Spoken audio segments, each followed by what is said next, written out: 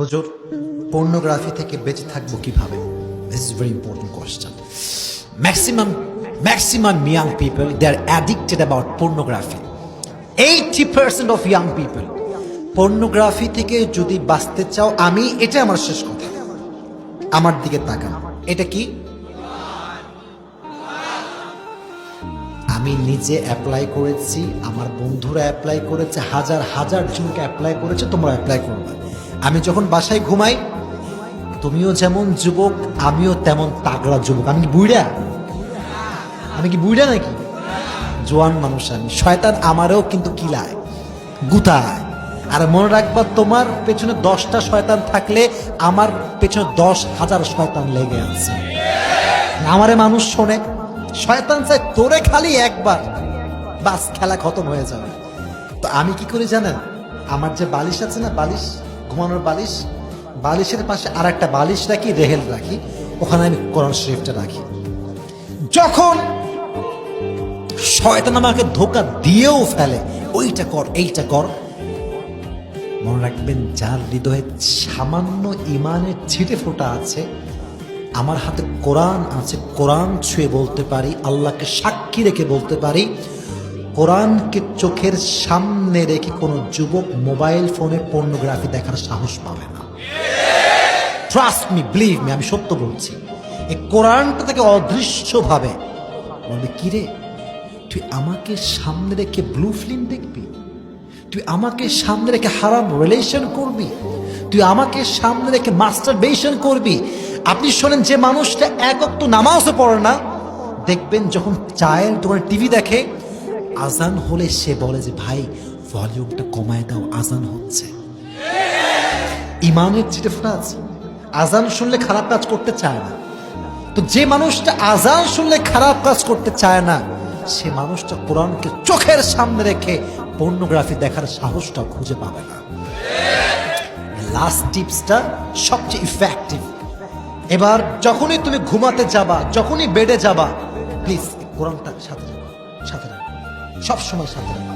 আমি আমার হেফজোখানার থেকে আমার অভ্যেস, অলওয়েজ কোরআন সাথে রাখি, কারণ এই কোরআনটা আমাকে অনেক অনেক গুনাহের থেকে বাঁচিয়ে দিবে। ঠিক কিনা বলেন?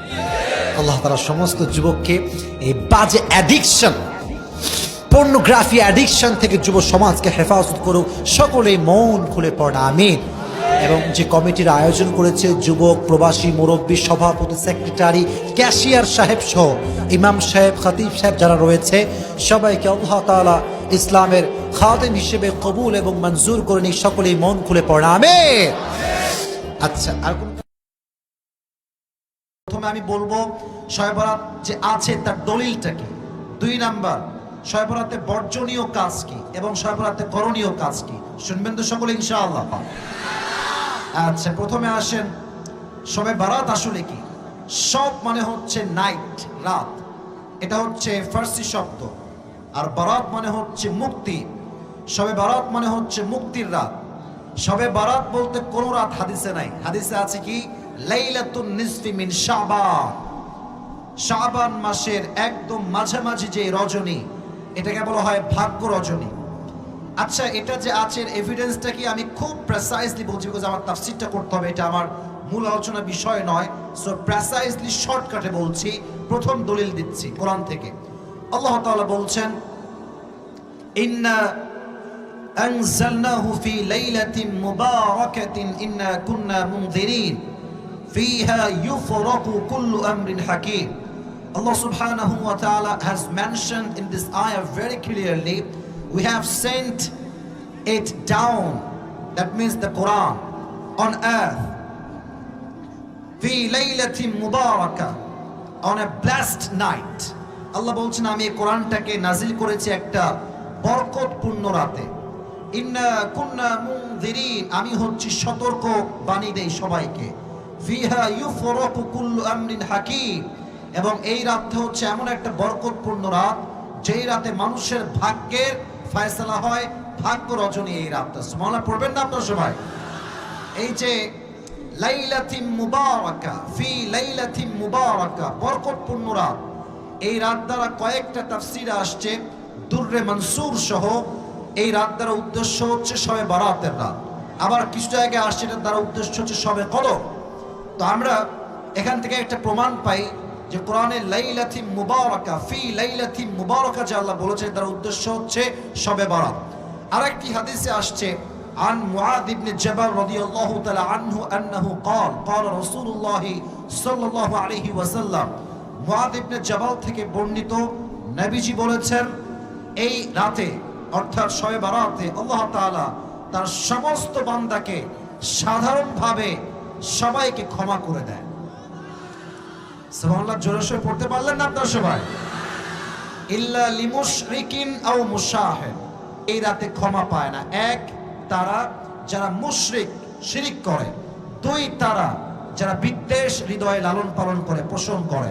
অতএব আমরা শিরকও করব না, বিদ্বেষও লালন করব না। আমাদেরকে আল্লাহ তাআলা এই রাতে ক্ষমার ঘোষণা দিয়েছেন। সুবহানাল্লাহ পড়বেন না আপনারা সবাই? তাহলে আরো অনেক এভিডেন্স আছে, বাট আজকে এতটা সময় নেই আমার কাছে। এর দ্বারা বোঝা যায় শবে বরাত বলতে একটি রাত আছে, এটা আমরা বিশ্বাস করি, এটা আমরা মানি। এখন আসেন এই রাতের আমলটা আগে বলছি, তারপরে বর্জনীয় বলবো ইনশাআল্লাহ। একটু চেঞ্জ করলাম, আমল কিছু বলছি খুবই সংক্ষেপে। এক, এই রাতে সকলে বেশি বেশি ইস্তিগফার পাঠ করবেন। সকলেই আমার সাথে পড়েন আস্তাগফিরুল্লাহ। লাউডলি ম্যান, জোরে বলেন আস্তাগফিরুল্লাহ। একদম ছোট্ট হবে শেখাচ্ছি। আর একটা পড়বেন সকলে, সকলেই পড়েন আল্লাহুম্মা গফিরলি। এর অর্থ হচ্ছে আল্লাহ আই সিক ইউর ফরগিভনেস, আল্লাহ আমি তোমার কাছে মাফ চাই, ক্ষমা চাই, অনেক অন্যায় করেছি। এর বেনিফিটটা কি হবে?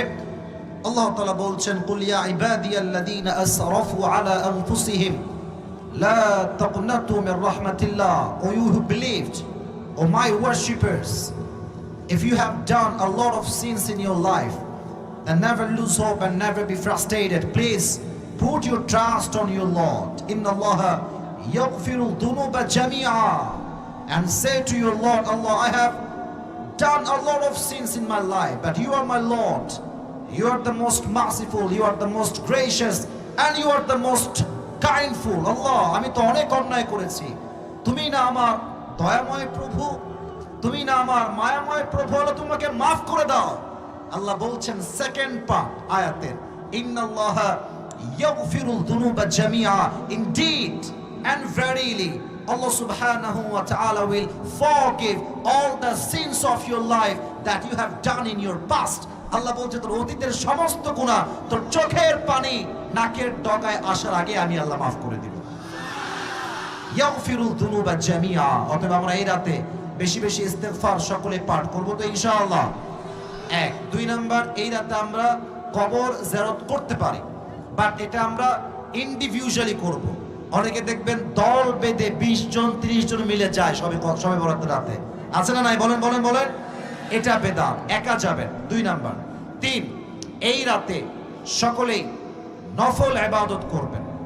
যেমন আপনি নফল নামাজ পড়তে পারেন, কোরআন তেলাওয়াত করতে পারেন, আর 4টা জিকির একটু বেশি বেশি পাঠ করবেন। হাদিস থেকে বলছি আফদালুল যিকির, আমি চাই আপনার প্রত্যেকটা সন্তান এই 4টা জিকির আমার সঙ্গে রিপিট আফটার করবে। পারবেন তো ইনশাআল্লাহ? সকলেই পড়েন সুবহানাল্লাহ। হয় নাই, জোরে বলতে হবে। এক বাক্যে ডানে বামে কলিজার থেকে মন খুলে পড়েন সুবহানাল্লাহ। সকলেই পড়েন আলহামদুলিল্লাহ। সকলে মন খুলে পড়েন লা ইলাহা ইল্লাল্লাহ। এবার সিরার সমস্ত শক্তিকে এক করে, দেহের সমস্ত শক্তিকে এক করে সকলেই জোরে সোরে একটা তাকবীর দিয়ে বলেন আল্লাহু আকবার। আলা বিযিকরিল্লাহি তাতমাইন্নুল কুলুব। হৃদয়ের প্রশান্তি টাকা দিয়ে পাওয়া যায় না, গাড়ি দিয়ে পাওয়া যায় না, ডুপ্লেক্স ট্রিপ্লেক্স ফ্ল্যাটে পাওয়া যায় না। আল্লাহ বলছে যে আমাকে বেশি বেশি স্মরণ করবে, আমি তার কলিজাকে ঠান্ডা করে দিব। সুবহানাল্লাহ পড়বেন না? জিকির করবেন, নফল নামাজ পড়বেন, নফল ইবাদত বেশি বেশি করবেন। সর্বশেষ এটা বলে শেষ করছি, 4 নাম্বার, শবে বরাতের পরের দিন রোজা রাখবেন, নফল রোজা। পারবেন তো ইনশাআল্লাহ? বলেন না সকলে ইনশাআল্লাহ। আল্লাহ আমি সবাইকে আমলগুলো করার তৌফিক দান করুন। সকলেই পড়া আমিন।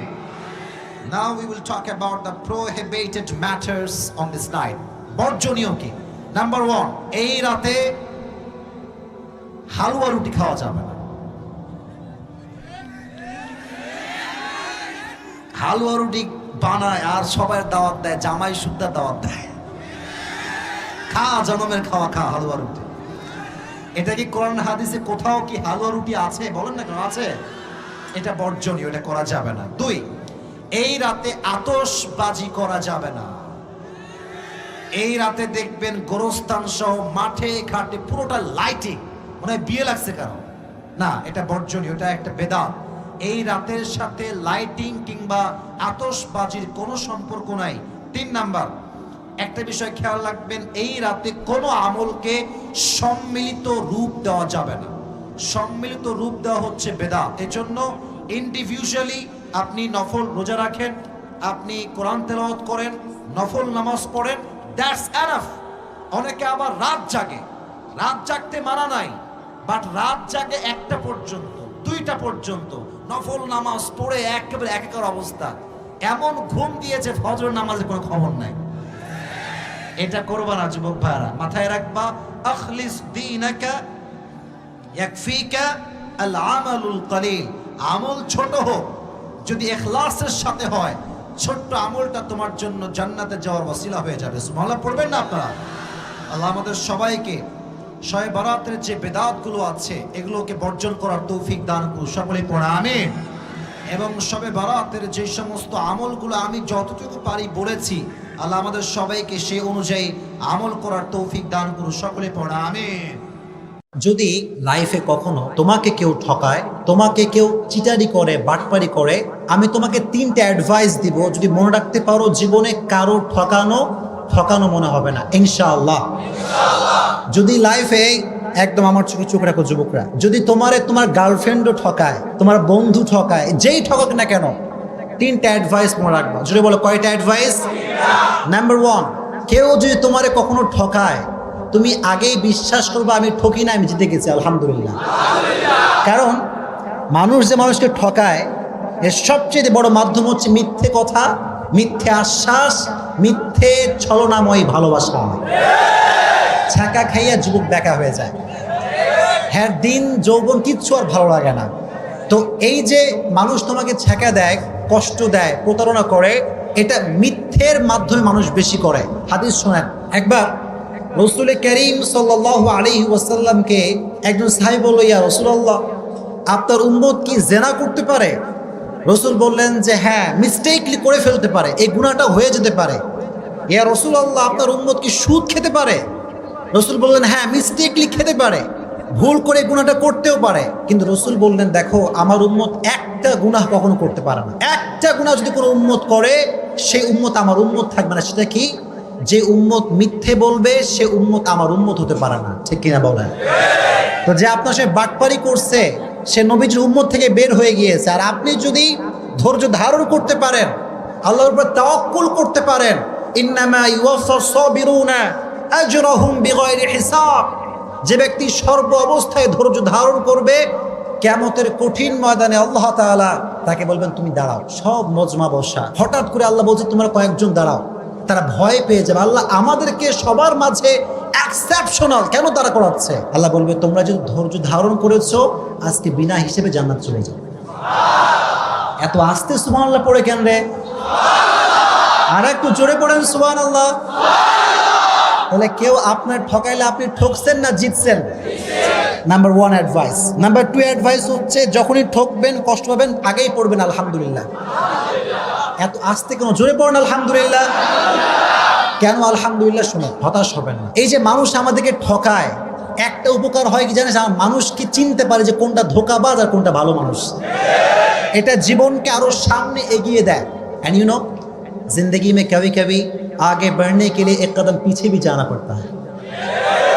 জীবনে কখনো কখনো সামনে আগাবার জন্য এক কদম পিছু পা ফেলতে হয়, ঠিক কিনা বলেন?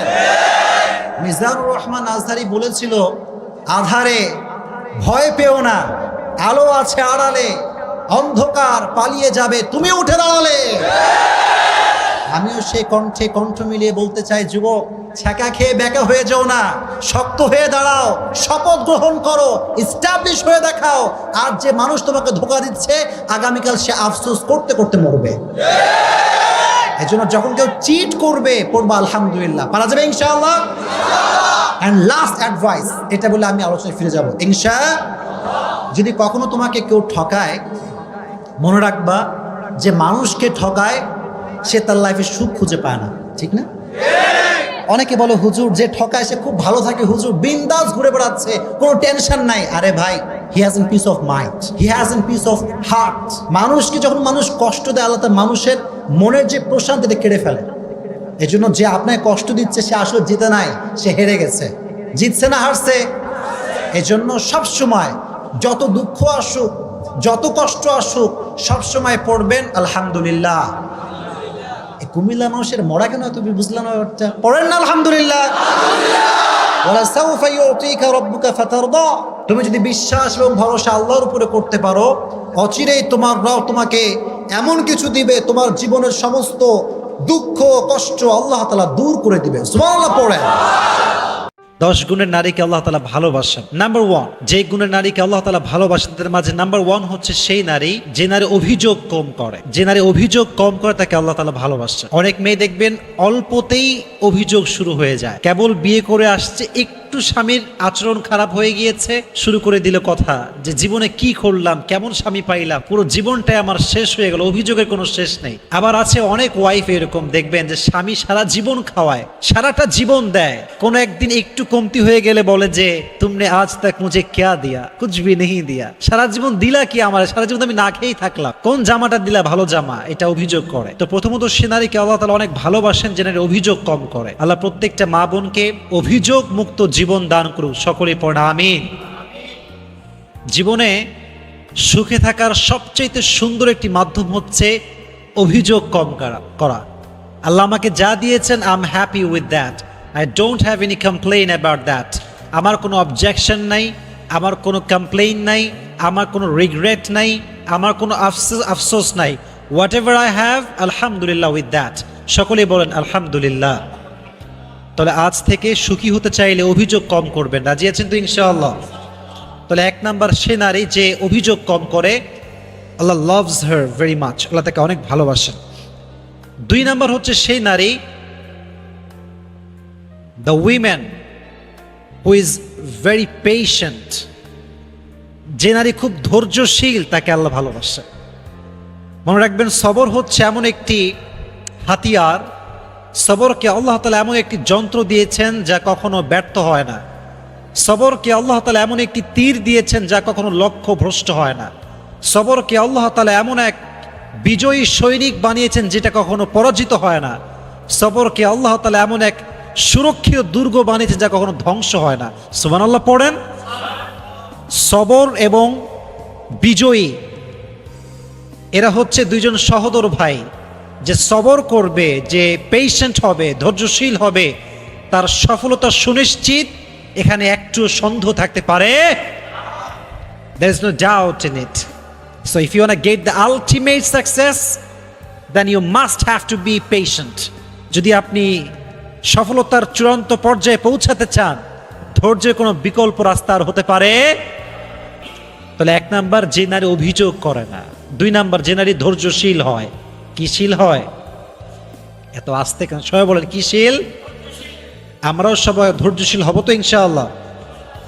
3 নাম্বার, যেই নারী তওবা করে তাকে ভালোবাসে একজন, আওয়াজ দিয়ে বলেন তিনি কে? সবার ক্ষেত্রে সেই গুনাহ হয়ে গিয়েছে, হবেই, বিকজ উই আর ম্যানকাইন্ড। আমরা মানুষ, আমরা ফেরেশতা নই, গুনাহ আমাদেরই হবে।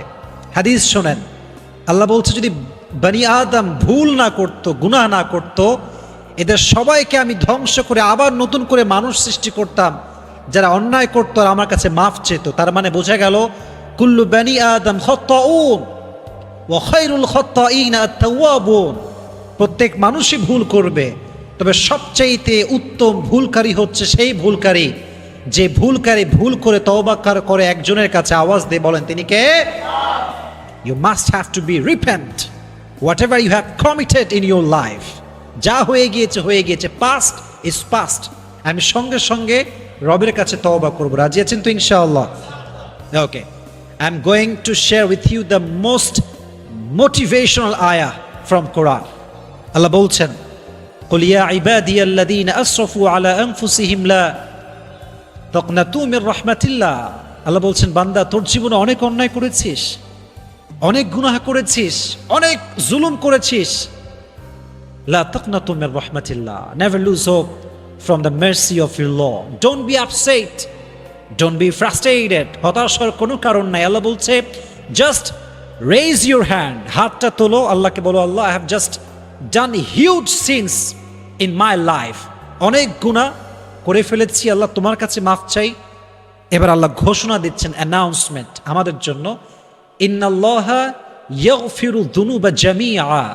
বান্দা তওবা করার সঙ্গে সঙ্গে I will forgive all the sins of his life. আমি আল্লাহ সমস্ত গুনাহ তার মাফ করে দিব। সুবহানাল্লাহ পড়েন। এট দ্য সেম টাইম মাফ করে দিবে আল্লাহ তাআলা। এই জন্য তওবা করার দরকারটা যুবক ভাইয়েরা আছে না নাই? আল্লাহ সেই মেয়েকে বড্ড ভালোবাসে যে মেয়ে তওবা করে। 4 নাম্বার, সেই নারীকে আল্লাহ তাআলা বড্ড ভালোবাসেন যেই নারী সবসময় পবিত্র থাকে, পুত পবিত্র থাকে। এটার একটা বড় ব্যাখ্যা আছে, তবে আমি খুব প্রেসাইজলি বলছি। স্বামী স্ত্রীর একটি সহবাস আছে যেটা সুন্নাহ সহবাস, এটা জায়েজ, পারমিসিবল। এটা যখন হবে, এটার পরে গোসল করা হচ্ছে ফরজ। গোসল করা যুবক ভাইরা কি এটা বলেন, এটা কি? ইটস কম্পালসারি, এটা করতেই হবে। গোসল আপনাকে করতেই হবে সহবাসের পরে। তো অনেক মেয়ে দেখা যায়, I am really sorry to say that, এটা বলতে হবে বোঝাবার স্বার্থে, অনেক মেয়ে স্বামীর সঙ্গে সহবাস করার পরে গোসল করে না, অনেক লম্বা সময় এরকম অপবিত্র থেকে যায়। এটা ঠিক না। কখন কে মারা যায়, কার সময় কখন চলে আসে, এটা কখনো কেউ বলতে পারবে? আমি কেন অপবিত্র অবস্থায় মরবো ভাই? আমি পবিত্র থাকবো, আমি অজু করে থাকবো, আমি গোসল করে থাকবো। যদি পুত পবিত্র অবস্থায় মরতে পারি, কবরে যেতে পারি, অনেক সম্ভাবনা আছে আল্লাহ আমাকে মাফ করে দিবে। সুবহানাল্লাহ পড়েন। আল্লাহ প্রত্যেকটা মেয়েকে পুত পবিত্র অবস্থায় থাকার তৌফিক দান করুন। সকলেই মন খুলে পড়া আমিন। 5 নাম্বার, সে নারীকে আল্লাহ তাআলা বড্ড ভালোবাসেন যেই নারী গীবত করে না। This is very sensitive quality. এই কোয়ালিটি সবার ভেতরে থাকে না। এক বাদশা সব প্রজাদেরকে ডেকে বলছে, শোনো, তোমাদের মাঝে যে আমাকে সবচেয়ে ফানি জোকস শোনাতে পারবে তাকে আমি পুরস্কার দিব। তো সবাই অনেক জোকস শোনাইছে, মানে মহামান্য আমাদের রাজা এই জোকস এই জোকস, কিন্তু রাজা খুশি হয় না। উনি বলল,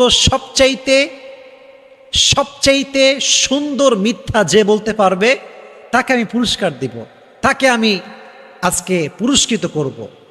তো একজন আসছে, সে বলছে, মহারাজ আমি পারবো বলতে। বলছে, বলো কি জোক শোনাবা? খুব সুন্দর মিথ্যা হতে হবে। বলছে, হ্যাঁ মহারাজ, অনেক সুন্দর মিথ্যা। বলছে যে এক এলাকাতে এক মেয়ের বিয়ে হলো। বিয়ে হওয়ার পর এলাকার অনেকগুলো মেয়ে এসেছে, মাশাআল্লাহ, অনেকের বউ এসেছে, ভাবিরা এসেছে, আন্টিরা এসেছে, এবং সবাই এসে চুপচাপ বসে আছে। মহারাজ বলছে, এটাই পৃথিবীর সবচেয়ে সুন্দর মিথ্যা কথা। তার মানে হচ্ছে মেয়েরা এক জায়গায় হবে, ভাবিরা এক জায়গায় হবে, কেউ কারণ নামে গীবত করবে না, বদনাম করবে না, এটা কোশ্চিন কালেও হতে পারে না। ঠিক কিনা বলেন যুবকেরা? মেয়েদের একটা নেচার হচ্ছে একে অপরের সঙ্গে বসলেই বদনাম শুরু হয়ে যায়। শুধু গীবত না, আরো অনেক মেয়েদের স্বভাব আছে। মেয়েরা দেখা হইলে বলে, কিরে তোর জামার দাম কত, কই থেকে কিনেছিস? সেদিন আমি একজন মুফতির বয়ান শুনছিলাম, তার বাসা হচ্ছে पाकिस्तान है। उन्हें बोलन जी लड़कियां ये बड़ी अजीब होती है, ये जनाजे से पहले से भी पूछता है औरत की हस्बैंड की जो वाइफ होती है उससे, ये ड्रेस तुमने कहाँ से लिया? हाय मेरी हस्बैंड मर गया। মানে ভাবটা হচ্ছে এরকম, স্বামী মরে গেছে, স্বামীর লাশ রাখা আছে, পাশে বউ আছে, বাহিরের ভাবিরা আসছে, কান্নাকাটি করে সবাই। স্বামীও মরে গেছে, বউ কাঁদতেছে, ভাবিরাও কাঁদতেছে, কাঁদতে কাঁদতে বলছে, হায় হায় হায়, কিরে তোর জামার দাম কত? কাঁদছে। মাঝখানে বলতো জামার দাম কত? ওও বলছে, আমার স্বামী কত ভালো ছিল, কত ভালোবাসতো। বলছে 1000 টাকা দাম। আমার কান্না শুরু। তো অনেক মেয়ে এরকম আছে, কোনো অবস্থায় সিরিয়াস হতে পারে না, সব জায়গায় হাসে। এরকম মেয়ে আছে না যুবক ভাইরা? আছে। বদনাম করার স্বভাব, গীবত করার স্বভাব, সব জায়গায় হাসার স্বভাব। এজন্য সেই মেয়েকে আল্লাহ অনেক ভালোবাসে যেই মেয়ে গীবত করে না। আল্লাহ প্রত্যেকটা মেয়েকে গীবত মুক্ত জীবন দান করুক, সকলেই পড়া আমিন। মেয়ে তার হাজবেন্ডের সঙ্গে হয় সুন্দর এবং কোমল আচরণওয়ালী নারী। অনেক মেয়ে দেখবেন হাজবেন্ড আসলে ওর গা খিটমিটে শুরু হয়ে যায়, খাইসটা চোখের দিক তাকানো যায় না। আবার অনেক মেয়েকে আমি মাঝে মাঝে বলি না যে অন্যরা কল দিলে কেমন আছেন ভাইয়া, আসসালামু আলাইকুম, ভুলে গেছেন দেখছি, এগুলো বলে। আর স্বামী আসলে ওই কোনো কাজ কাম নাই, খালি আমার ডিস্টার্ব করে, এই সেই কত কথা, খালি অভিযোগ করে। এটা ঠিক না। আল্লাহ সে নারীকে বড্ড ভালোবাসে যে নারী তার স্বামীর প্রতি যত্নশীল হয়। সুবহানাল্লাহ পড়লেন না? সবাই জোরে সোরে পড়েন সুবহানাল্লাহ। আমি বোনদেরকে বলবো, স্বামীকে আপনি যে ভালোবাসেন এটা আপনাকে বারবার বারবার বলতে হবে। যতবার আপনি বলবেন ততবার আপনার আমল নামায় সওয়াব লেখা হবে। সুবহানাল্লাহ কোথায়? 7 নাম্বার, সে নারীকে আল্লাহ তাআলা বড্ড ভালোবাসে